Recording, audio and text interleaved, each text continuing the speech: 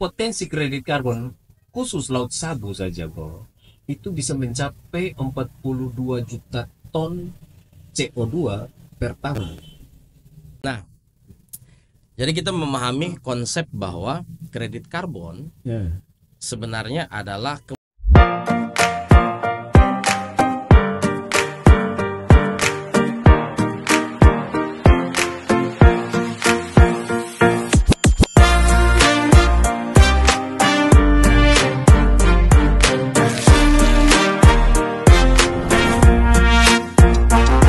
kembali lagi di diskusi podcast. Ya. Kita ini kalau udah bicara diskusi podcast biasanya kritiknya mengerikan. Masa? Oh, tidak. Kali ini kita tidak kritik. Kita tidak kritik. Iya.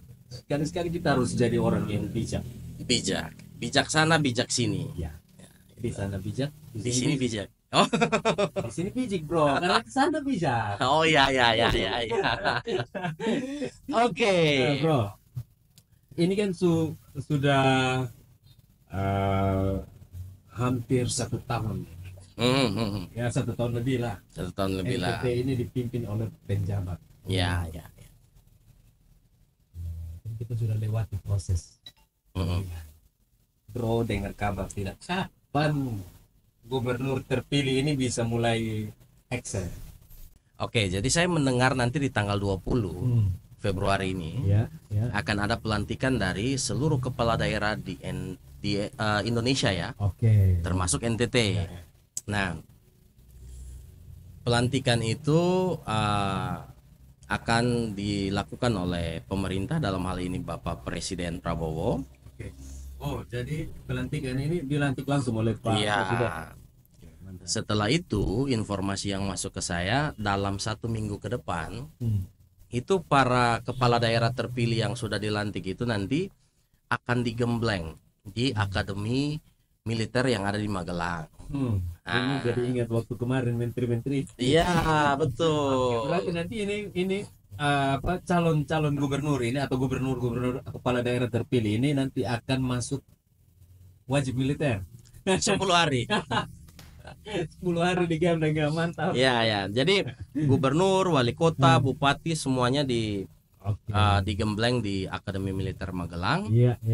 Fungsinya adalah untuk bagaimana seorang pemimpin itu dia bisa memimpin dengan baik, bisa mengambil keputusan yang efisien di daerahnya, dan dia bisa meningkatkan sumber daya alam yang ada di daerahnya itu menjadi lebih baik. Ya, mau dibilang kalau kayak kita zaman dulu masuk sekolah ini masa penataran. Iya, betul. Supaya mentalnya bagus, dididik dulu. Iya. Itu bagus berarti. Nah, gini bro, NTT ini kan sudah terkenal sebagai salah satu provinsi termiskin di Indonesia. Nah, pertanyaan saya ini, apakah dengan adanya penggemblengan ini apakah bisa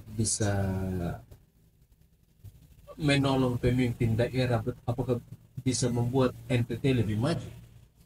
Ya, kita berharap begitu. Artinya begini, dengan pemimpin-pemimpin yang terpilih ini, yang digembleng, setidaknya mereka memiliki pemahaman yang lebih mendalam tentang bagaimana menjadi seorang pemimpin. Sehingga pola-pola yang lama itu bisa hilang. Berbicara seorang pemimpin yang baik, apalagi tadi Bro sempat singgung NTT adalah salah satu provinsi termiskin di Indonesia. Padahal kita tahu ya, sejatinya NTT ini kan sebenarnya salah satu daerah dengan sumber daya alam terbanyak di Indonesia. Hanya belum diekspor. Iya, memang. Ya, jadi belum dieksplor sumber daya alam.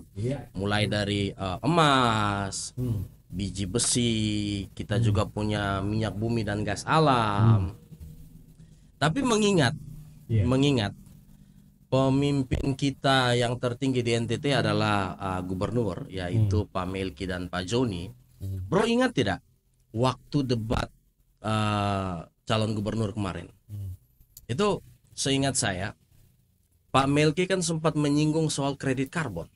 Ya, ya, kredit karbon di Laut Sawu. Ya, nah potensi besar kredit karbon di Laut Sawu ini kira-kira seperti apa? Ya, ya ini memang ya gimana bro? Itu memang asik kalau dibahas. Karena kredit karbon ini tidak habis, Tidak habis. tidak akan habis. Apalagi kalau dikelola dengan Baik. baik.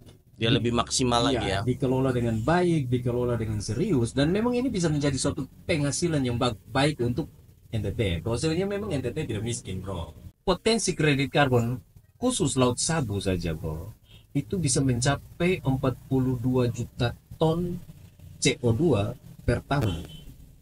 Wow, Khusus Laut Sabah. besar ya. Besar bro. Nah, tapi sabar bro. Nah, Sebelum kita bahas lebih jauh, iya. mungkin masyarakat belum mengerti apa itu kredit karbon. Jadi mungkin bisa sedikit dijelaskan apa sih sebenarnya kredit karbon ini dan bagaimana kredit karbon ini bisa mendatangkan devisa bagi NTT dan Indonesia. Yang luar biasanya bro, kredit karbon ini tidak berbentuk. Sesuatu yang tidak berbentuk. Tidak berbentuk. Makanya tadi di awal saya bilang tidak akan habis pakai karena dia tidak berbentuk. Oke. Jadi kredit karbon ini itu adalah suatu mekanisme mengkonversi gas rumah kaca yang dikeluarkan oleh misalnya ada proyek atau apa gitu kayak sekarang geotermal. Itu kan menghasilkan emisi yang tinggi. Nah, kemampuan suatu daerah untuk menyerap emisi itu, nah itu yang disebut kredit karbon. Sebuah wilayah. Oke. Iya, Jadi pada dasarnya kredit karbon ini adalah proses alam. proses alam. Jadi emisi gas rumah kaca yang dikeluarkan oleh sebuah perusahaan Iya, atau sebuah kegiatan apapun iya. itu bisa diserap oleh Iya, sebuah wilayah lain yang memang secara alam iya, itu bisa menyerap emisi ini. iya. Nah, contoh gini, bro. Hmm, Kenapa waktu lalu Pak Melki bicara tentang Laut Sawu? Karena Laut Sawu itu memiliki terumbu karang yang banyak, yang luas, Oke. dengan bermacam. Nah, terumbu karang ini salah satu fungsinya adalah menyerap Emisi. emisi ini. Oke. Nah, jadi kita memahami konsep bahwa kredit karbon Ya, sebenarnya adalah kemampuan sebuah wilayah ya. yang secara alami maupun dibudidayakan Hmm. untuk menyerap emisi gas rumah kaca. Nah, pertanyaan berikutnya yang mungkin masyarakat akan tanyakan, bagaimana bisa disertifikasikan? Nah, ini bro, jangan sampai ke sertifikasi dulu. Oke. Jadi semua daerah ini bisa punya kredit karbon. Contohnya gini, bro. Di Laut Sabu itu selain ada terumbu karangnya banyak, dia juga punya hutan mangrove. Oke. Nah, hutan mangrove ini kan kita bisa tanam. Ya. Mangrove ini kan bisa kita tanam di seluruh pesisir pantai di NTT. Nah, ini yang bisa menjadi sumber dari kredit karbon ini yang bisa mengurangi emisi ini tadi. Oke. Tetapi untuk bisa dikomersilkan, nah kredit karbon ini harus disertifikasi. Oke. Gitu. Nah, proses sertifikasinya juga ada beberapa langkah. Nanti akan divalidasi, akan diverifikasi. Kemudian setelah proses-proses ini semua selesai, baru lembaga yang berwenang ini menerbitkan sertifikat. Jumlah karbon di sebuah wilayah dalam rentan waktu setahun gitu. Misalnya kalau Laut Sawu itu dia mampu menyerap berapa ton CO2 per tahun. Nah, ini akan ada dalam sertifikat ini. Oke, jadi kemampuan Laut Sawu, kita ambil contoh Laut Sawu yang kita bahas ini, dalam menyerap emisi gas rumah kaca, itulah yang nanti disertifikatkan. Iya. Oke, dan sertifikat itulah yang nanti diperjualbelikan kepada negara-negara yang memproduksi emisi gas rumah kaca. Berarti memang ada batasan ya. Ada batasan untuk sebuah negara boleh memproduksi emisi gas dari emisi gas rumah kaca atau GRK ini ya. Jadi misalnya gini bro, di dalam satu negara itu diwajibkan per perusahaan besar, perusahaan misalnya yang menghasilkan gas itu hanya diperbolehkan misalnya 5 ton CO2 per tahun. Oke, baik perusahaan maupun Iya. masyarakat lah ya, Ya, entah itu kendaraan dan lain kendaraan, sebagainya. iya. Nah, batasan-batasan ini misalnya setelah diukur ternyata gas emisi yang dihasilkan oleh suatu negara atau suatu wilayah melebihi dari batas ambang yang ditentukan. Contohnya berapa? Contohnya kan tadi saya sebut 5. 5. Ternyata yang dihasilkan adalah 10 per tahun, 10 ton. Nah, yang sisa 5 ton ini dia harus buktikan dia telah membeli sertifikat dari wilayah terdekat yang memiliki sertifikat kredit karbon. Oke. Jadi dengan sendirinya misalnya PBBO 10, Anda menghasilkan 10 ton. Yang mampu diserap oleh wilayah Anda cuma 5. 5-nya dari mana? Saya buktikan, saya telah membeli sertifikat kredit karbon. Untuk 5 ton kelebihannya. Jadi ini makanya ini kredit karbon ini, sertifikasi ini bisa diperdagangkan. Iya ya. Gitu. Apalagi gini ya, kita NTT ini kan jumlah perusahaan atau industri tidak terlalu besar. Iya. Tidak banyak lah. Ya. Bahkan mungkin salah satu yang terkecil di Indonesia. Iya. Jumlah masyarakat seluruh NTT juga hanya 5-6 juta orang. Artinya emisi gas rumah kaca yang dihasilkan baik perusahaan maupun masyarakat, jika dibandingkan dengan kredit karbon yang dihasilkan oleh wilayah NTT, ini sangat kecil. Kredit karbonnya jauh lebih besar. Makanya kredit karbon ini kalau bisa disertifikasikan, ini bisa menjadikan pendapatan untuk NTT. Oh iya. Karena sertifikat yang tadi sertifikat yang didapat itu bisa dijual ke negara-negara yang membutuhkan kredit karbon. Luas area Laut Sawu kira sekitar 12.000 km persegi. Oke. Nah, kemampuan ekosistem laut Sawu ini dia mampu menyerap kira-kira 3,5 ton CO2 per hektar per tahun. Wow, besar ya. Besar, bro. 3,2 juta ton ya. 3,5 juta ton. 3,5 juta ton per hektar per tahun. Nah, ini yang mampu diserap. Nah, berdasarkan luas laut itu. Jadi luas laut dikali dengan kemampuan luas area dikali dengan kemampuan menyerap itu per hektarnya itu, dia dapat kira-kira sekitar 42 juta ton CO2 per tahun yang dapat diserap oleh Laut Sawu. Oke. Berarti ini sangat besar ya. Ya bro, kalau total dengan kisaran harga kredit karbon per ton CO2 nya itu ada di angka sekitar 18 sampai 20 dolar, maka per tahun itu NTT mampu menghasilkan sekitar 798 juta dolar. Wow, itu sekitar 11 triliun ya? Ya, per tahun. Wow.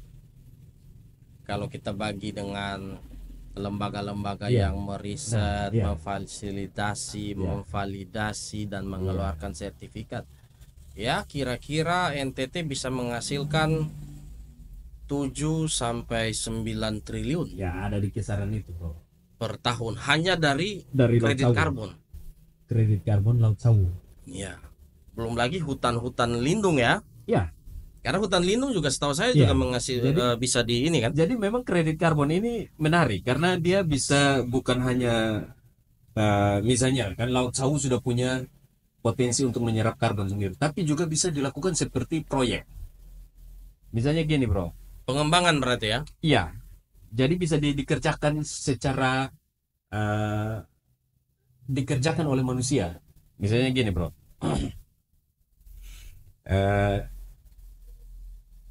Proyek energi terbarukan seperti pembangkit listrik tenaga angin itu kan bisa mampu menyerap.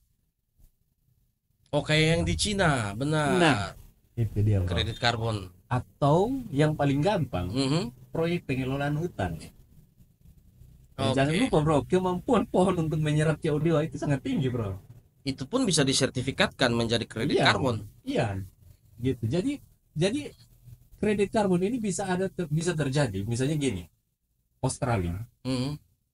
tingkat emisi CO2-nya melebihi ambang batas yang ditentukan oleh PBB. Mhm. Maka Australia butuh sertifikat kredit karbon. Karena dia Terus? sudah melewati ya Nah. ambang batas ya. Terus dia adakan perjanjian dengan pemerintah NTT Mhm. untuk buat proyek hutan mangrove misalnya di pesisir Pantai Rote. Dan Mhm. Rote, Pulau Rote paling dekat dengan Australia. Buatlah proyek di situ. Misalnya dari Australia minta, oh Rote siapkan hutan mangrove 50 hektar misalnya gitu. Nah itu nanti dikerjakan oleh pemerintah. Setelah selesai disertifikasi dan proyek itu dibayar oleh pemerintah Australia. Kredit karbonnya, sertifikat Iya. kredit karbonnya.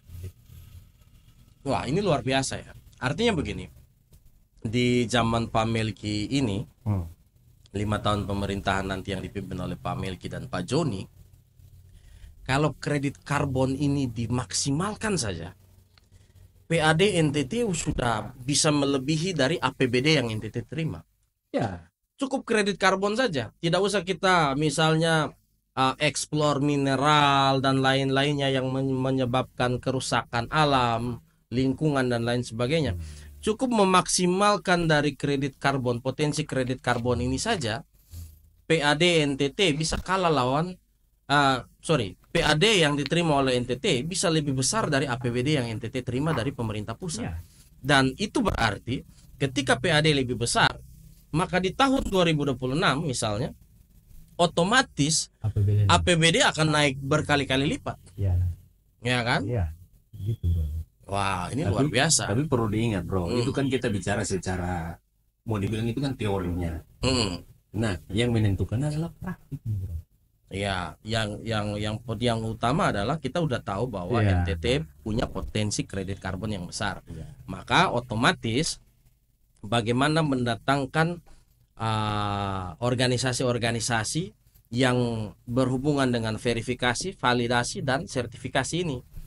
Otomatis ketika mereka bisa kita datangkan, organisasi-organisasi yang bernaung di bawah PBB ini yang bisa verifikasi, validasi dan sertifikasi ini, kalau didatangkan dan proyek ini hingga clear dari dalam artian sertifikatnya keluar, maka otomatis dengan sendirinya NTT mampu menjual sertifikat kredit karbonnya sendiri kan? Iya, tapi itulah bro. Yang paling penting bagaimana pemimpin memastikan bahwa tidak ada kecurangan. Iya ya. Terus, Karena saya sendiri, setahu saya kredit karbon sendiri harganya masih fluktuatif ya. ya. Ada yang mulai dari $5 per ton sampai pada puluhan dolar per tonnya. Jadi itu memang harus betul-betul dikelola dengan baik. Yang pertama, yang kedua, otomatis wilayah-wilayah yang memiliki kredit karbon tinggi ini harus diperhatikan dengan baik. Contohnya gini bro, kalau terumbu karang di Laut Sawu tidak dilestarikan, selesai bro. Ya kan? Karena ini yang menyerap karbon ini adalah terumbu karang. Itu makanya waktu lalu istilah untuk kalau terumbu karang itu kan istilahnya karbon biru. Karbon biru. Iya, karena terumbu karang yang banyak. Nah ini harus betul-betul dijaga dan dirawat supaya bisa berkelanjutan. Jadi kalau makanya saya bilang ini sumber energi yang tidak akan habis asal dirawat dengan baik, dipelihara, dikembangkan dengan baik. Nah, ini semua memang harus betul-betul ditata kelola dengan baik oleh pemimpin kita. Bagaimana dia memastikan bahwa dinas-dinas terkait yang harus mengelola ini betul-betul bekerja maksimal.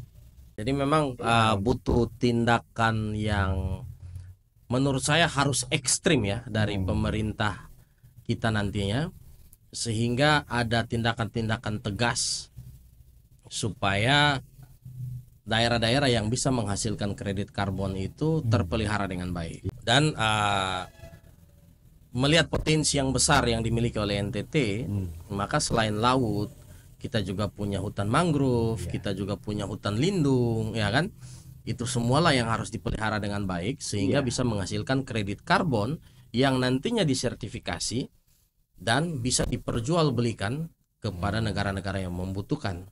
Dari situlah NTT bisa mendapatkan PAD yang besar yang bisa menunjang pembangunan di NTT secara berkelanjutan. Nah itu bro, kalau bicara tentang kredit karbon, dampaknya nanti kemana? Dampaknya nanti ke hasil ikan juga bro. Ya. Ya otomatis kalau misalnya terumbu karang ini dipelihara dengan baik, ikan akan berkembang dengan luar biasa. Dan itu PAD lainnya lagi. Ya itu sumber penghasilan lainnya lagi bro. Ya, saya juga tahu bahwa laut di NTT ini menjadi salah satu laut yang sangat luar biasa dalam perikanan. Karena kita tahu ya, wilayah-wilayah seperti Bali dan Jawa Timur itu ngambil ikannya di NTT bro. Iya, bukan hanya Jawa Bali bro, Jepang, betul, Cina masuk. Iya. Dan kita juga mendapatkan informasi kan, penjualannya langsung di laut kan. Ya. Jadi dari perahu ke perahu. Nah ini kan menjadi sebuah hal yang sangat krusial karena pada dasarnya NTT juga banyak kehilangan PAD dari situ. Ya. Jadi apakah di pemerintahan berikutnya ini ketegasan untuk hal-hal seperti itu akan digaungkan atau tidak, ya kita juga tidak tahu. Tapi kita berharap pemerintahan selanjutnya ini bisa lebih baik lah dari pemerintahan sebelumnya gitu. Memang kalau kita mau bicara bro, bukan hanya NTT, Indonesia ini kan negara paling kaya di dunia secara sumber daya alamnya. Secara sumber daya alam, negara yang memiliki semua sumber daya alam ini cuma Indonesia bro. Betul. Ya, semoga NTT bisa dikelola dengan baik oleh pemimpin kita selanjutnya, Bapak Melki dan Bapak Joni, beserta para bupati dan wali kota, sehingga NTT bisa terangkat derajatnya dari yang termiskin menjadi yang terbaik. Oke, mungkin podcast kita hari ini sampai di sini ya. Diskusi podcast kita. Semoga bermanfaat. Semoga bermanfaat.